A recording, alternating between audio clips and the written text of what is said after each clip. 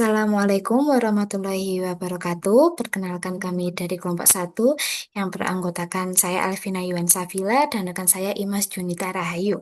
Di sini kami akan membahas tentang faktor penting dalam pemilihan struktur organisasi dan tipe struktur organisasi internasional dalam konteks strategi internasional.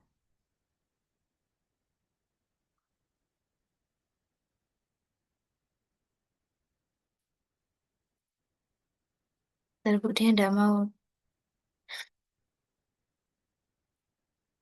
Oke, yang pertama kita akan membahas tentang latar belakangnya. Globalisasi membuat perusahaan tidak lagi beroperasi hanya dalam satu negara. Banyak perusahaan kini melakukan ekspansi ke berbagai negara dengan karakteristik pasar yang berbeda-beda. Kondisi ini menuntut perusahaan untuk memiliki struktur organisasi yang mampu mengelola aktivitas internasional secara efektif. Nah, struktur organisasi menjadi fondasi penting karena berpengaruh langsung pada koordinasi kerja, pengambilan keputusan, serta menghadapi persaingan global. Struktur organisasi menggambarkan bagaimana tugas dan pekerjaan dibagi, dikelompokkan, serta dikoordinasikan secara formal. Sedangkan pengertian dari struktur organisasi internasional merupakan sistem pengaturan tugas, tanggung jawab, dan wewenang dalam perusahaan yang menjalankan kegiatan bisnis lintas negara. Struktur ini mengatur hubungan antara kantor pusat dengan anak perusahaan atau cabang di luar negeri. Tujuan utama dari struktur organisasi internasional adalah memastikan seluruh aktivitas global berjalan selaras dengan strategi perusahaan secara keseluruhan. Lalu, apa pentingnya struktur organisasi internasional? Nah, struktur organisasi internasional memiliki peran penting dalam menunjang keberhasilan perusahaan global. Dengan struktur yang tepat, perusahaan dapat mempercepat pengambilan keputusan serta meningkatkan koordinasi antar unit di berbagai negara. Selain itu, struktur yang baik dapat membantu perusahaan menyesuaikan strategi global dengan kebutuhan pasar lokal tanpa kehilangan arah strategis perusahaan induk. Lalu kita akan bahas tentang faktor pemilihan struktur organisasi internasional. Di sini kami ada 5 poin yang akan kami bahas. Yang pertama, strategi perusahaan. Yang kedua, kondisi lingkungan internasional. Yang ketiga, kemajuan teknologi. Yang keempat, ukuran perusahaan. Dan yang terakhir, budaya organisasi yang dianut. Yang pertama, strategi perusahaan. Strategi perusahaan adalah tindakan yang dilakukan untuk mencapai tujuan yang ditetapkan. Oleh karena itu, struktur organisasi yang berfungsi untuk mencapai tujuan tersebut harus sesuai dengan strategi yang diterapkan. Dengan kata lain, perubahan dalam strategi organisasi akan mempengaruhi perubahan pada struktur organisasi. Strategi perusahaan menjadi dasar utama dalam menentukan bentuk struktur organisasi internasional. Beberapa pertimbangan strategi yang mempengaruhi struktur organisasi antara lain, yang pertama, strategi global yang menekankan efisiensi dan standarisasi. Yang kedua, strategi multidomestik yang berfokus pada adaptasi pasar lokal. Dan terakhir, tingkat sentralisasi dan desentralisasi keputusan.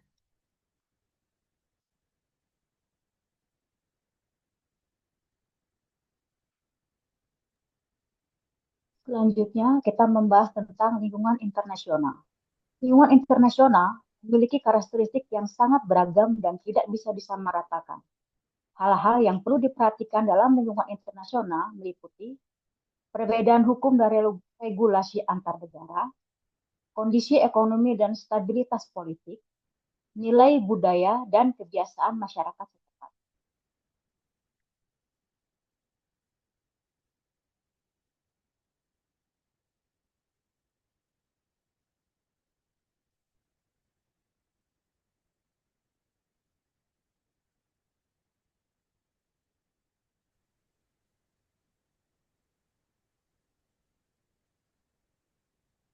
Selanjutnya, kita membahas tentang teknologi dan komunikasi.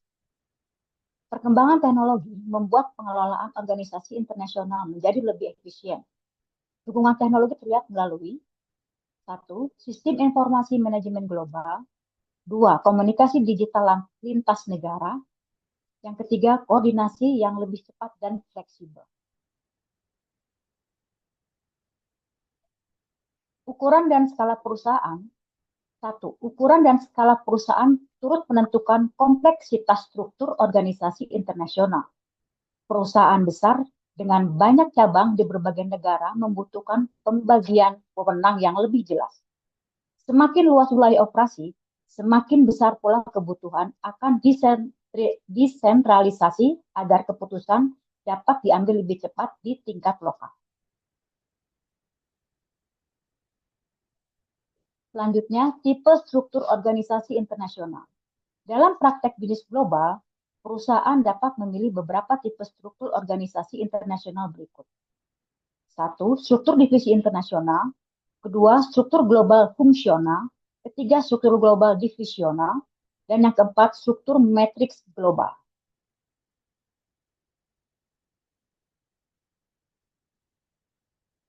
Perbandingan tipe struktur. Dari matriks global, fleksibel, dan kompleks. Global divisional, responsif, tapi dayanya tinggi. Global fungsional, efisien, tapi kurang adiktif. Divisi internasional, mudah dikontrol, kurang fleksibel. Itu tipe struktur dan kelebihan serta kekurangannya.